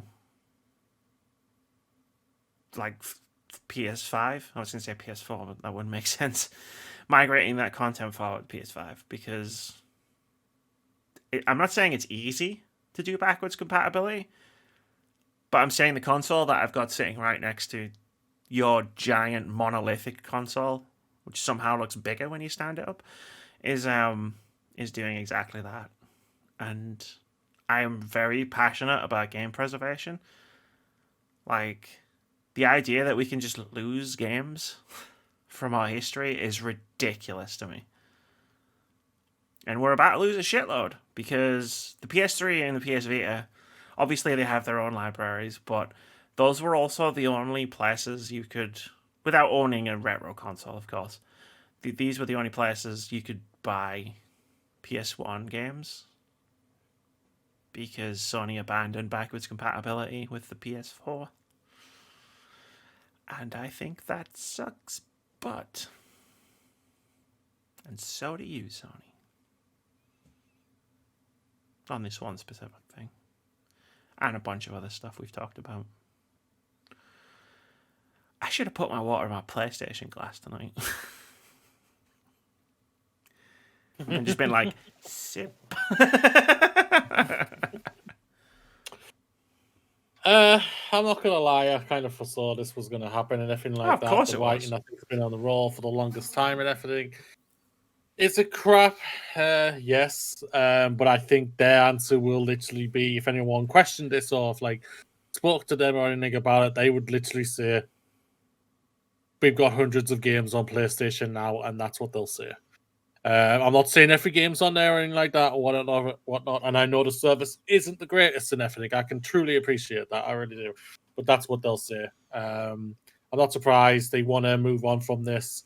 That's their decision. It sucks, especially for anyone who, especially if some of these games do go gone with the wind, basically. Thousands of games are about to go with the wind. Thousands. That's it. They're just going to be snapped out of existence. You're not going to be able to get them. You're not going to be able to play them. But I'll bet somewhere at PlayStation, someone is complaining about emulation. Oh, people keep emulating our old games. Yeah, because I want to fucking play them. I think that I have this. Allegedly, I don't emulate games. Yeah. I have this. I have no basis on this, and it's probably also a whole pile of shit.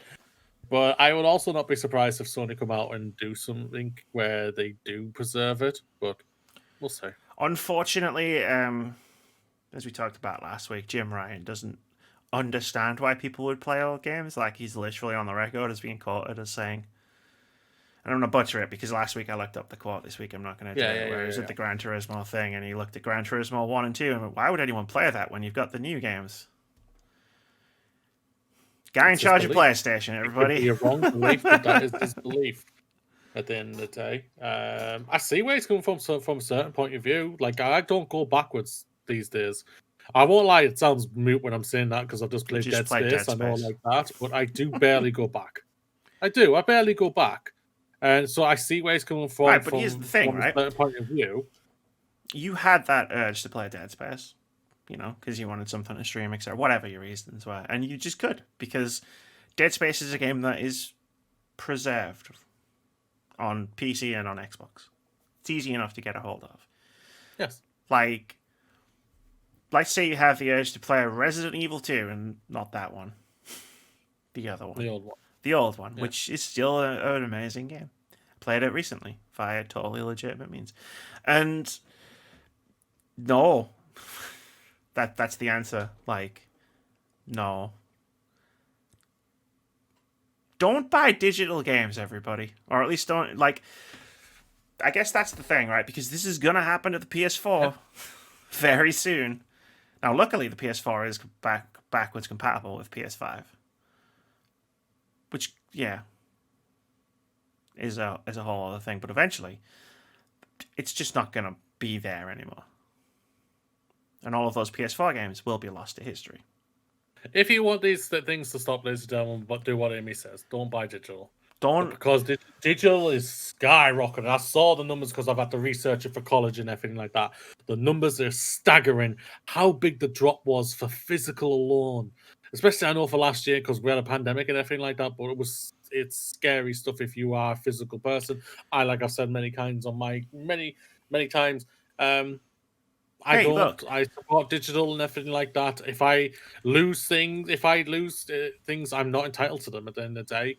You bought them. And no. If I bought it, I would argue against it. Yeah. But if a film or something like that or game is out there and everything like that, and I don't, I overreacted. I've heard that argument a million times before, and I know. That's fine. Don't worry.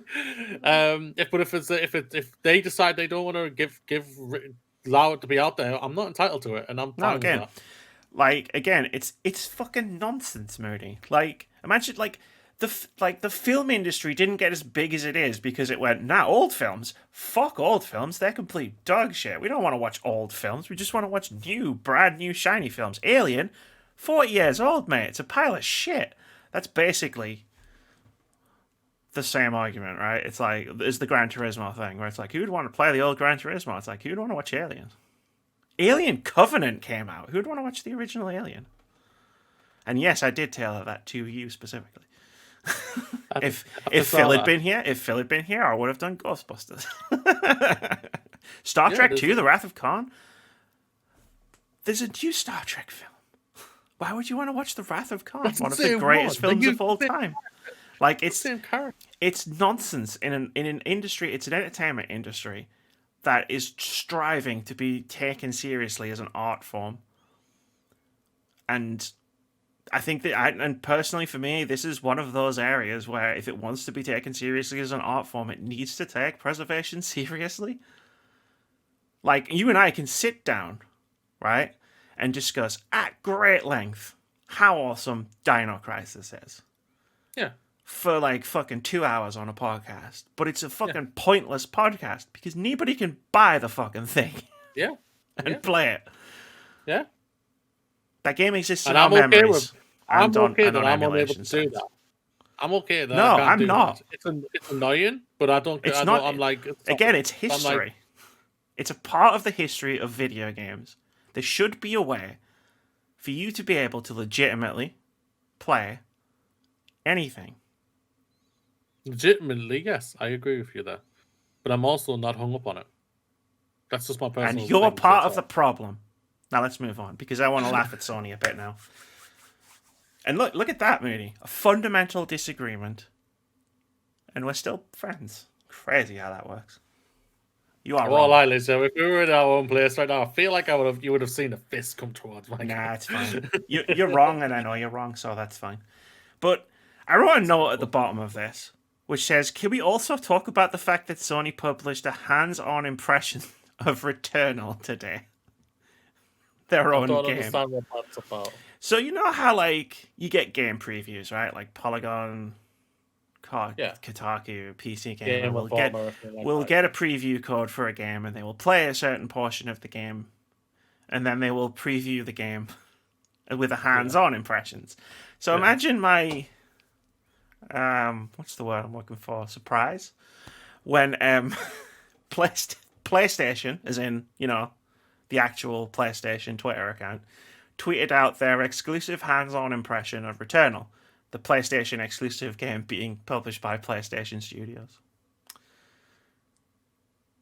Also because they did it. Yes, they themselves. Okay. They themselves published the hands-on impressions of, and you know what, Moody? They really liked it. Can you imagine? PlayStation really liked their own game that they're publishing. That they and they alone have previewed. Twitter was fun today. When is Twitter not fun? Because, I saw so many people I saw all the dunks. Andrew Renee got involved, Andy Robinson got involved. It was a whole thing where it was just like, this is the dumbest thing. And it's not even an April Fool's joke. They actually did this. I can't forget it's April Fool's Day. Like, what in the world, PlayStation? Like, it's the funny side of the very serious thing I talked about when Riot Games cleared themselves of any wrongdoing in the gender discrimination lawsuit. It's like Sony's mocking their own homework at this point. Or like the UK government has been doing all week. The UK government... Only all week, huh? Oh, no, but it's like every day, right? It's like the police found that, they did not overreact at the Sarah Everard vigil, and the Home Office fact-checked itself without providing any facts, and the UK government published a report that said, actually, the UK government isn't racist, and it's been a wild week for people marking their own homework. And this one was just really funny. That's why there's a little laughy face on the note where I wrote it. I was wondering what that was about. I was thinking, because obviously I'm barely on the internet, is it? No, it's fine. It's fine. It only happened today. We got a couple of quick ones, and then a funny one. That's the Sony. I almost read that out loud. I'm like fucking that guy from Anchorman who'll just read whatever you put in the teleprompter. Summer Games Done Quick's online show returns in July. This is from Natalie Clayton over at PC Gamer, who writes, Summer Games Done Quick organisers have confirmed that there'll be another week of speedrunning this July, but with in-person shows still off the table, SGDQ will once again be taking place entirely online. It'll be streaming from July 4th to July 11th. It's a good show. I don't enjoy watching it live because I rarely get the chance to watch it live, but I do like catching up on it for like a few weeks after it happens. I miss the in-person shows because the crowd adds a lot to the speedrunning experience. But at the same time, the speedruns themselves are still really fun. Yeah, I want to check out that Dead Space one that you told me about. Yeah, right. Like 30 minutes one. It took me 4 hours just to get to chapter 10. One of ironically, the greatest speedrun from GDQ I've ever seen was Doom 2016. But it was the 100% Ultra Nightmare run, so it was like 3.5 hours long. And I was like, cool, like, people have told me this speedrun is amazing. Like, both the speedrun and the commentators and the announcer and the crowd and the whole thing together is amazing. So I'm going to sit down and I'm going to watch it in parts, because it's 3.5 hours, right? That's a lot of time to sit and watch a YouTube video. It was so good. I watched the whole thing. And then I watched it again like a week later. Sweet. I think that was the last in-person event that they held. January 2020? No, maybe the year before. But yeah, it's very good. It raises a lot of money for a good cause as well. And speaking of shows, Tokyo Game Show 2021 will be online.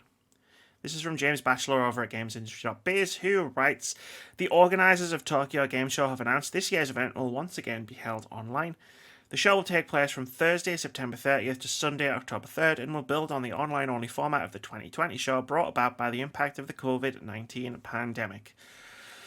In a press release, the organisers promised a new matchmaking system that will allow exhibitors and trade attendees to arrange private meetings online. All presentations and talks will be broadcast online with an English translation in addition to the native Japanese feeds. There are also plans to allow consumers to play special demo versions of various games featured at the show. For free, ESA. For free. There will still be a physical component, however. Chiba City's Makuhari Messe, the usual home of the Tokyo Game Show, will be used to host a press-only event where journalists and influencers will be able to play games and interview exhibitors. The organisers also hope to allow consumers to experience this with plans for a virtual booth experience that will be shared online. For free, ESA. 2021 marks the 25th anniversary of Tokyo Game Show. For free, ESA. For free. A lot of anniversaries. I didn't realise it was an anniversary for the Tokyo Game Show as well. That's cool. Well, yeah. Yeah, great. Fantastic. More chances to see more games shown off and everything like that. Persona 6? Persona 6? You gotta think it's close. You gotta think it's... it's close. Yeah. When was it announced after the PlayStation 4 came out? Was it like 2 years after it came out? Persona 5. Persona 5 was announced really early, and it was a PS3 game as well. Because it took fucking ages. Because it was in Japan for like a year before it came over to the West. Yeah, but even then it was like supposed to come out in like 2014 originally. Yeah. which was like 3 years before it actually came out in the West. Let me see if I can. Wow. The Wikipedia. The Persona 5 was first announced with a teaser trailer in 2013. So the year PlayStation 4 came So out. yeah, PlayStation 4 came out. So yes, I will not be surprised if we see a Persona 6 announcement this year. Because we've had the dancing game spin-off. We've had a completely unexpected Persona 5 Strikers spin-off. Which was a sequel, wasn't it? Which is it was a sequel, I guess. It was. Very different type of game. It's got to be close. But yeah, I love TGS. I love Japanese games. So. Who chose the first? Sony or this? Sorry? Who chose the first? Sony or Tokyo Game Show? I will not be surprised if Sony shows it first. Oh, Persona? No, the Tokyo Game Show will show it first, and then Sony will show it after. Although I don't know, it's a whole new world for Persona now because it's. Oh, Xbox, do people? I did say that, I think, in the prediction show when I was doing really wild predictions. You did. I still need to go through that video and write down all the stupid shit we said. But I don't think I said. I don't know. It's a whole new world. It's a whole new world for Persona now because Persona 5 really put the series on the map in the West in a way that it hadn't been before. Which I'm not gonna brag much, but I also kind of predicted that years ago. Persona 5 is gonna make the Persona series have its Final Fantasy VII moment. Kind of nailed that prediction. Just saying, I'm pretty smart. You should follow me because I say a lot of really smart stuff. I don't know actually. Yeah. No, I'm very humble about it. I don't know actually. Maybe it's at a state of play first because of how big it is in the West, or maybe Sony has a state of play very close to Tokyo Game Show. Who knows? Who knows? Back to the Words About Games podcast notes. Halo Infinite devs got smash happy by destroying a piano for unique game sounds. This is Philiana Rupert over at GameInformer.com who writes, "What do you do when you need a unique sound? Smash some pianos, apparently. At least according to the team over at 343 Industries. In a new video, the studio revealed how Halo Infinite devs smashed a piano to smithereens in order to make some unique sound effects. Oddly enough, this isn't the weirdest thing done to get game audio, but here we are. In a video released on the Halo YouTube channel, the team can be seen getting their audio goods via getting a little smash happy with hammers and other blunt objects. But it wasn't just a blind smash and grab. The team also shared how they used a subwoofer on the piano itself before the destruction began in order to use it like a resonator. Then it got a little weird. To get more than just the normal sounds one would expect from the destruction of an innocent piano just minding its own business, the team also put dry ice in various parts of the broken piano in order to produce sounds described as singing, bellowing, screeching, and everything in between. That's definitely going to be my excuse next time. No, I'm not angry. It's art." I thought I'd keep that line in from Liana. But the latest blog post wasn't just about smashing pianos and creating audio art, it was also revealed how the team tackled other sound designs as well. In the most recent Halo Waypoint blog post, audio director Satoru Tajima was joined by a few other key members of the dev team to talk a little bit more about this part of the creationary process. Quote, "We started gathering and evaluating player feedback right after shipping Halo 5. Our entire team went through all of the feedback, discussed each item in depth, then set about defining our audio goals for Halo Infinite. We received a great variety of feedback and suggestions, but the highest level takeaways for us and our key goals for Halo Infinite are recapturing the legacy essence of Halo and strengthening the excitement and impact of Halo's combat." End quote. Oh no, it's not the end of the quote. "With those primary goals established, our team has been passionately working to deliver on our vision as our partner teams around the studio have been bringing Halo Infinite to life." End quote. I don't know if you've ever done, do you remember back in the day when video games, when there was no digital storefront, video games came with special features like Blu-rays and DVDs did? Yeah, I remember them. I always used to love watching the audio stuff where it was like, here's how we captured the audio, and just seeing all of the really random shit like the audio engineers did. I remember watching a Halo 2 one where it was like they created the sound of one of the guns reloading by crushing a can with a spanner. Yeah. Or like you watch them getting the sound effects of people running through water by literally they've got a boom mic and they're at the beach and they're just running backwards and forwards up the shoreline and stuff. Like audio designers have the best jobs. Yeah, to what I've seen, like I said, I've researched a little bit on it. Like, I saw a little bit for like the guy who did for Alien Isolation, and like he like basically got one of the sounds for I think Standing on Glass, I think it was something like that. It was Yeah. really really well done. So cool. It's just like they smashed a piano, but they didn't just smash a piano. They like filled the broken piano with dry ice and they used a subwoofer on it as they were smashing it. And, oh man, like They have the best job. they have a great job making video games when you're not like working a million hours a week. Like there's some fun there, right? Like there's some fun to be Yes, had. definitely fun to be had.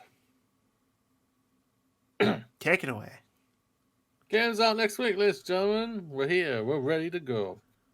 We have 1, 2, 3, 4, 5, 6 games coming out next week, according to what Amy got for me. Who knows? April 6th, we have 2 games. We have Lost Words, Beyond the Page, PC, PlayStation 4, Xbox, and Nintendo Switch. An atmospheric narrative adventure written by Rihanna Patchett. Set between the pages of a diary and a fantasy story where you run on words and use them to interact with the world around you. Oddworld, Soulstorm, PC, PlayStation 5, and the PlayStation 4. Oddworld Soulstorm represents a big visual and cinematic leap with intelligence, new mechanics, and twisted new devices which enable highly explosive deviousness. This is a dark parody that tells an epic tale. April 8th, Cozy Grove, PC, PlayStation 5, PlayStation 4, the Xbox Series X and the X1. Welcome to Cozy Grove, a game about camping on a haunted, ever-changing island. As a spirit squad, you'll wander the island's forest each day, find new hidden secrets, and helping soothe the local ghosts. With a little time and a lot of crafting, you'll bring color and joy back to Cozy Grove. Beyond Your Eyes, PC. Embark on an emotional first-person narrative adventure where you control the story and affect its outcome with your real-life blinks. With this innovative technique, you will fully immerse yourself in the world of memories, both joyous and heartbreaking, as your whole life flashes before your eyes. Scarlet Hood and the Wicked Wood. PC. Scarlet Hood must lead a hapless motioned hope through the Wicked Wood to bar the Black Witch Lefaba doesn't take too kindly to strangers gallivanting in her domain. Our fledgling witch soon realizes she's reliving the same day. Can she overcome the disaster that awaits at every turn? And on April 9th, Say No More PC and Nintendo Switch. Say No More is the world's first NPG, no playing game. Players are in turn with a burning desire to say no to everything and everyone. Customize your character, say no in different styles and languages. Clap back at mean colleagues and change the world. That Can sounds like your type of game because you do you that in real life? just want to say no to everybody.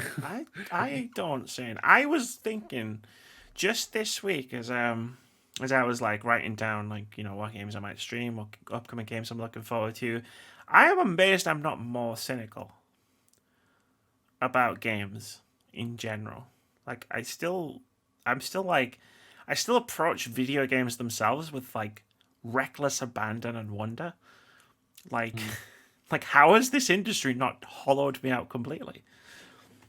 That's true. But I thought two things while I was away there. taking my bathroom break. One was, there's a massive pile of clothes right behind me that's obscured when I'm sitting here. I never noticed. because I emptied a couple of drawers out for the clothes that like don't fit anymore, and I haven't bagged them up yet, and I just realized that were probably visible when I went to the toilet. So oops. The second one was, I realized like when I was ranting about PlayStation and game preservation, and I did the whole thing about Alien, I didn't say it at the beginning or the end of that rant. This is sarcasm. Alien's an amazing film. Don't come at me.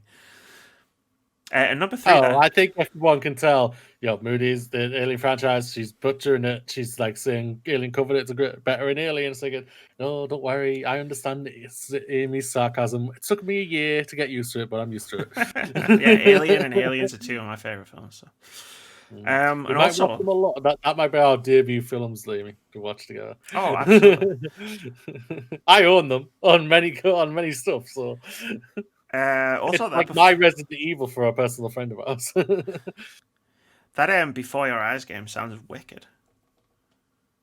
Like, I'm interested to play a game where you blink, and stuff happens in the game.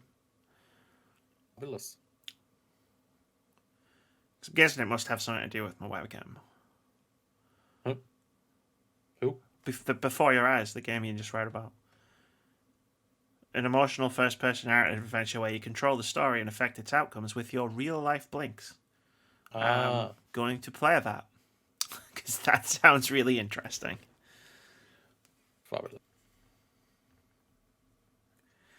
Let's play OpenCritic. Time for OpenCritic, Amy. Yeah, it's time for OpenCritic.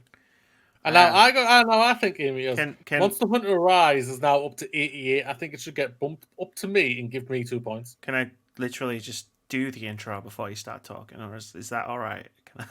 Can I do the intro of the segment? I'm just going to put a tab up on my end and just block you out. This is the game we play every single week, where we try to guess the upcoming average of one upcoming game. Whoever guess the upcoming OpenCritic average... See, you messed me up. You messed me up, Moody. Whoever guesses closest to the score gets 1 point. If you manage to guess the score correctly, you get 2 points. A couple of weeks ago, we did 2 games because we'd missed a game the week before. Moody argued passionately that we should just do loads of games every week, but as Moody I never said that at all. Don't you dare twist my words there. As Moody just pointed out, he would have gotten 3 points last week instead of 1 if we do that. And if we do that all the time, there's a runaway winner situation. And speaking of runaway winner situations, Moody wasn't here last week, so I gave Keith a guess as we guessed the OpenCritic average of Outriders. I guessed it would get an 84. Moody guessed it would get an 83 before the show started, and Keith guessed it would get an 78, not an 87. And I gave Keith a 10 times multiplier because I could, and no one was here to stop me. Unfortunately, it's an online game, so we won't get the results until next week's podcast.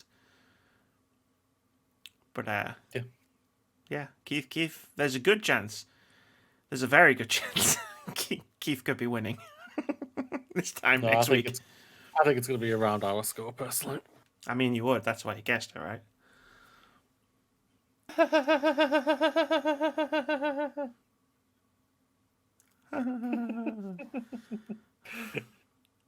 In before Keith gets 20 points next week. What thing said, if he gets closest, he gets 10 times 10, multiplier. if he gets dead on, he gets 20 20 times multiplier. 10 times multiplier.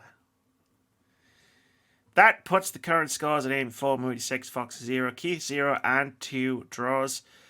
You should just combine Foxes and Keith together and just put no random third. Yeah, sometimes. No. When Foxes comes in, I'm going to give him a times 15 multiplier.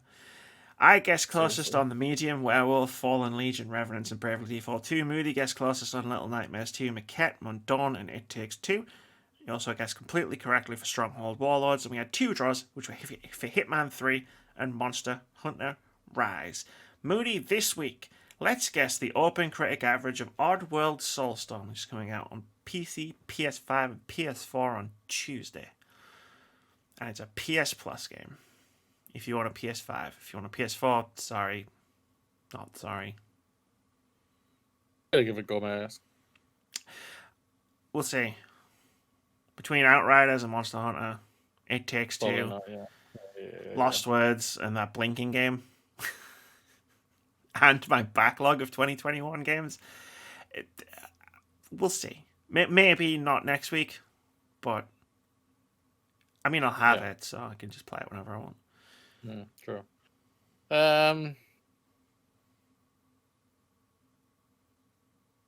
I don't know what the hype's around this game whatsoever. This game confuses me as well, right? Because like I've seen a ton of it because it's at all the state of plays. But I don't know what everyone's thinking. Yeah.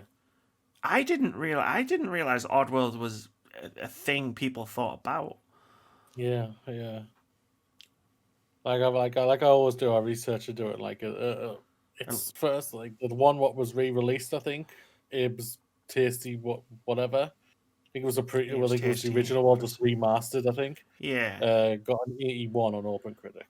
All right. Well, I mean, if it's a remaster of like a 25-year-old game, I don't know. You can really get inside your own head if you try to think too much about this. Yeah, true. I've approached this with simplicity, but I'll explain my logic when you've guessed.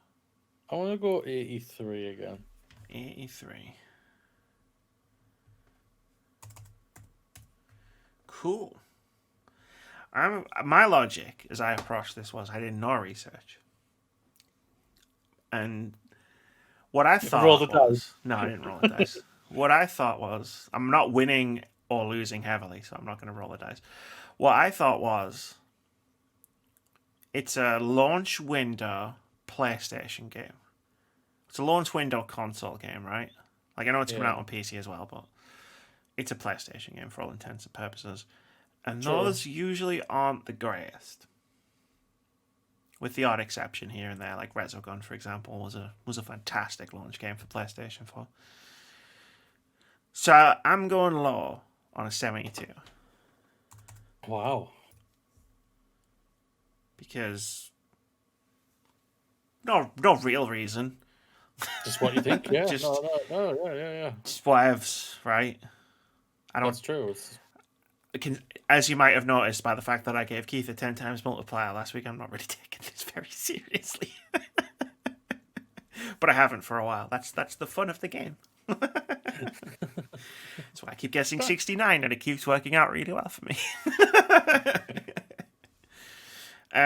Cool. So we'll see where we're at, I guess, with 2 games next week. When we finally get the Outriders score back.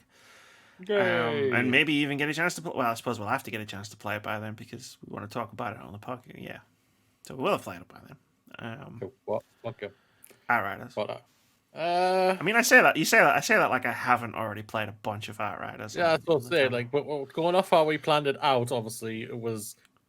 It Takes Two, then go into Monster Hunter, play a bunch of Monster Hunter, and then off stream. And then play Outriders the week after. So not next week. It would have been the week after. Because this week's weekly review is Monster Hunter. Yeah. So that's this week, and then next week's weekly review is Outriders. Yeah. So. But if we need to, let me just consult the ever open spreadsheet. I mean, if we need to, we can do Outriders and push it back by a week. I will be able to find stuff to talk about on that weekly review podcast because I have a backlog that's getting pretty big.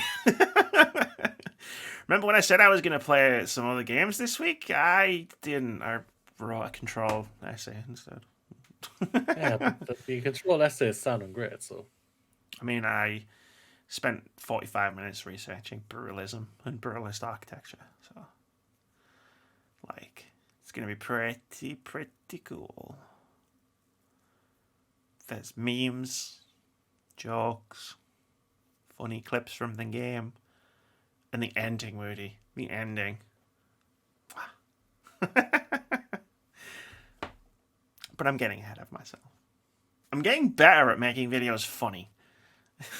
Like, I will say that. Like, it wasn't something... I think you muted. It wasn't something I was particularly... It wasn't a skill I flexed much when I was making review impressions and stuff, right? But it's a skill I'm flexing more and more, and and judging by the feedback I'm getting from people like you, I think I'm getting better at it. You're definitely muted. Am I? I didn't Yes. realize that. Yes, the answer is yes, definitely. Yeah, you are definitely getting better at that. This just in is what I'm gonna say when I'm stabbing you.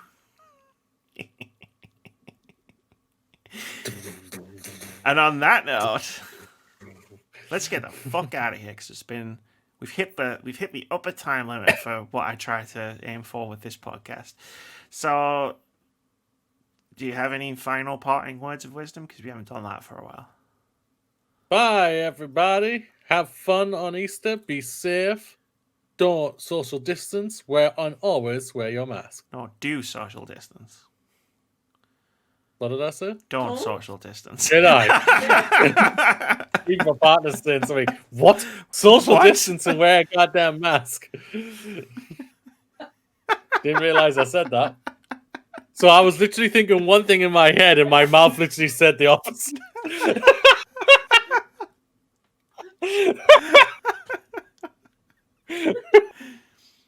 That's good in the end of your highlight reel.